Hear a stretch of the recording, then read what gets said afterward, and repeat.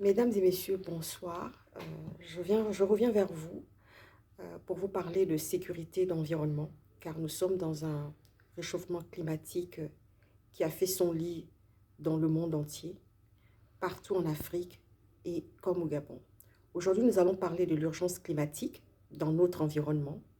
Et je voulais aujourd'hui particulièrement parler de ce sujet parce que nous avons eu les PK en 2023 qui ont été frappés de plein fouet par les problèmes, des difficultés climatiques, par l'urgence climatique, le réchauffement climatique, car ce sont des familles qui sont des déplacés économiques qui ont dû aller construire dans des lieux non constructibles, voilà, à cause de leur situation économique.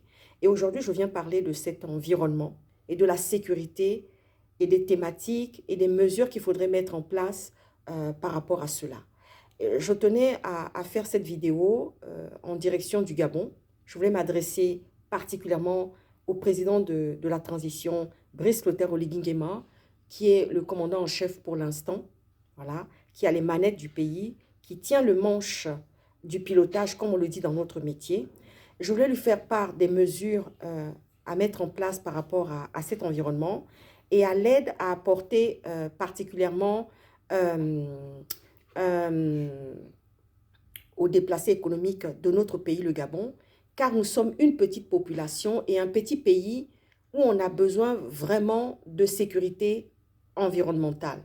Donc, à ce jour, je viens justement pour faire cette vidéo, encore aujourd'hui, car dans la précédente vidéo, j'avais parlé de sécurité au pluriel. Donc là, aujourd'hui, la thématique, c'est celle de l'environnement et l'urgence climatique.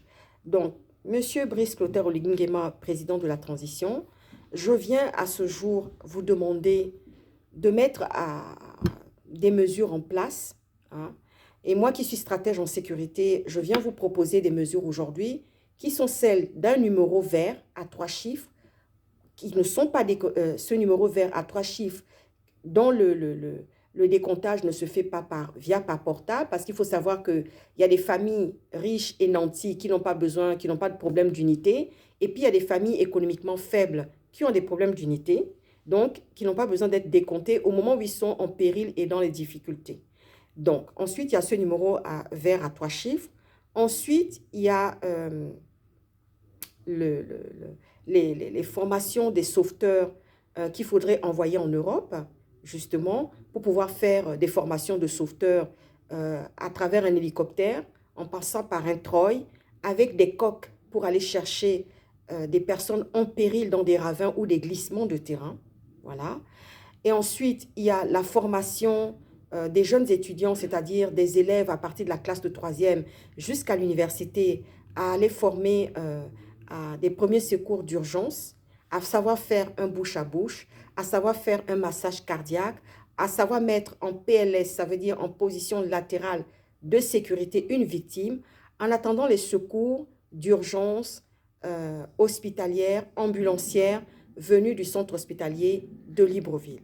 Donc, Monsieur le Président de la Transition, je venais parler de cette urgence climatique qui a déjà fait son lit dans notre pays, qui est installée, qui ne cogne pas la porte, qui ne nous demande pas l'autorisation d'intervenir quand les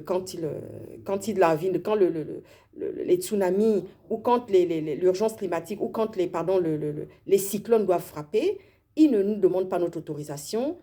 Eh bien, quand c'est le déchaînement, c'est le déchaînement. On a vu le cas des PK que nous avons vécu en 2023. Ça a été le choc. Et d'ailleurs, j'ai une pensée particulière pour ces familles des PK qui ont perdu des êtres chers, euh, des biens aussi, et qui sont encore marqués, qui ont encore des stigmates qui ne se voient pas et qui portent des pathologies psychosomatiques. Je vais aussi saluer au passage tous les activistes du Gabon, la société civile qui est intervenue à ce moment-là. Et je vais saluer aussi les activistes de France, Jonas Moulenda, Stéphane Zin, Yann Le Badecon en chef, Madame Barat, Madame Rebouka, tous les activistes de France et d'Europe, je les salue pleinement, tous ceux qui ont intervenu, les résistants, les petites mains des commentaires. Et je salue aussi les activistes des États-Unis partout dans le monde qui ont pu sortir cette situation dramatique que nous avons vécue des PK, pour en parler devant l'opinion publique, l'opinion internationale. Et je remercie aussi les dons qui ont été, la levée de dons qu'il y a eu pendant cette période-là, justement, parce que moi-même, j'ai une association qui s'appelle Grains de Talent. J'ai pu envoyer de l'argent, j'ai pu envoyer du matériel médical, j'ai pu envoyer pas mal de petites choses, des vêtements chauds pour les familles qui étaient démunies et qui en avaient énormément besoin.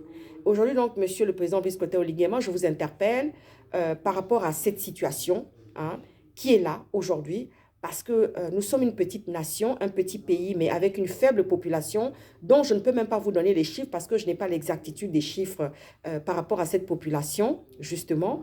C'est d'intervenir, c'est de faire en sorte que les populations économiquement faibles ne puissent plus aller construire dans des immensités qui ne sont pas viabilisées, parce que immensité étendue ne veut pas dire construction sauvage. Il y a des limites dans la nature et le réchauffement climatique nous le montre encore aujourd'hui.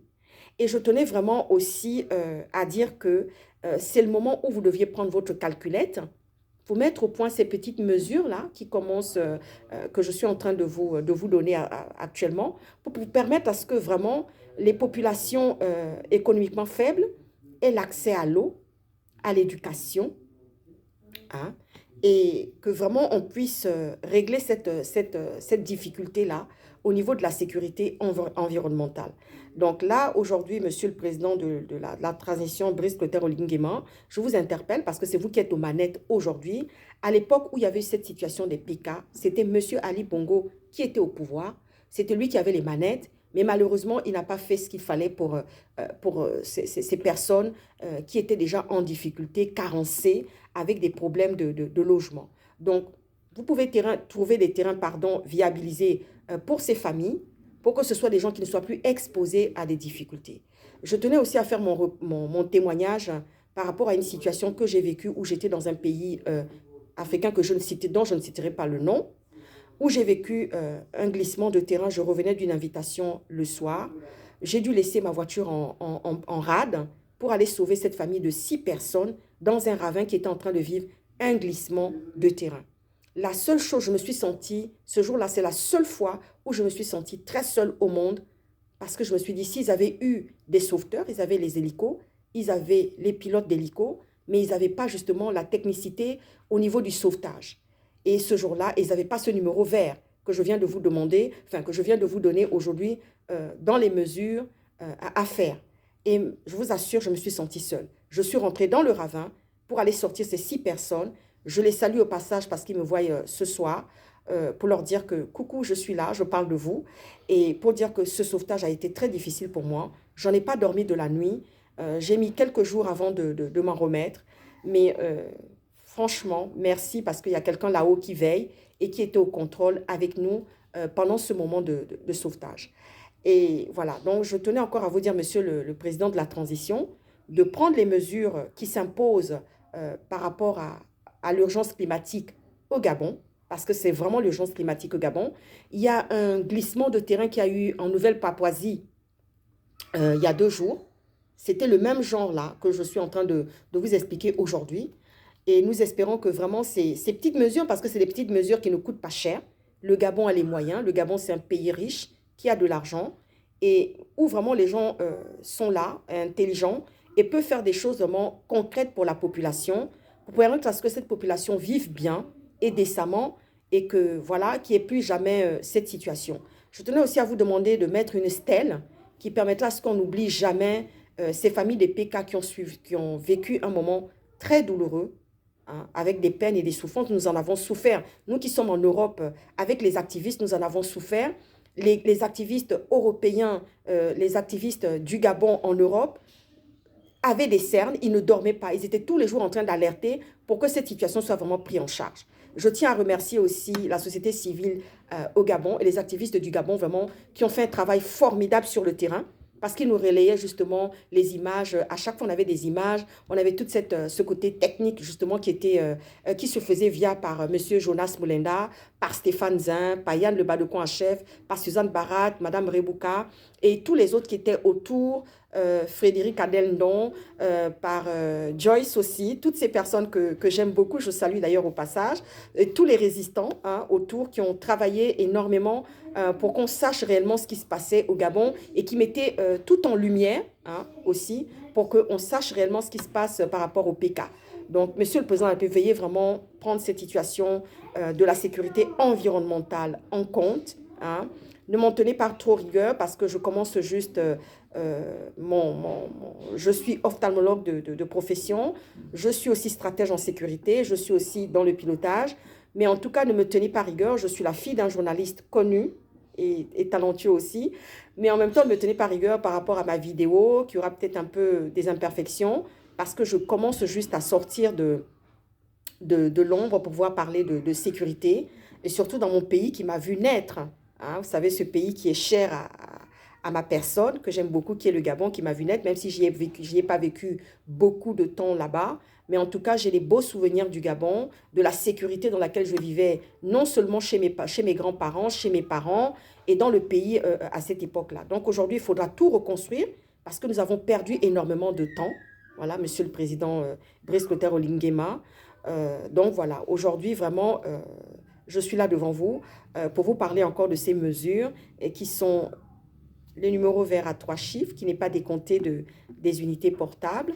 Il y a aussi les sauveteurs qu'il faudra former en Europe pendant 6 mois et qu'ils reviennent justement travailler pour le Gabon. Il y a aussi cette mesure des étudiants qu'il faudra former au premier secours d'urgence. Voilà, faire du bouche à bouche, savoir faire un massage cardiaque et savoir aussi mettre une victime en PLS, ça veut dire en position latérale de sécurité, justement pour permettre à ce qu'il puisse aider dans l'environnement et même en faire un métier demain. Voilà, donc ce soir, je vous dis merci beaucoup et je vous dis à ciao, ciao, à bientôt. Bye. Merci.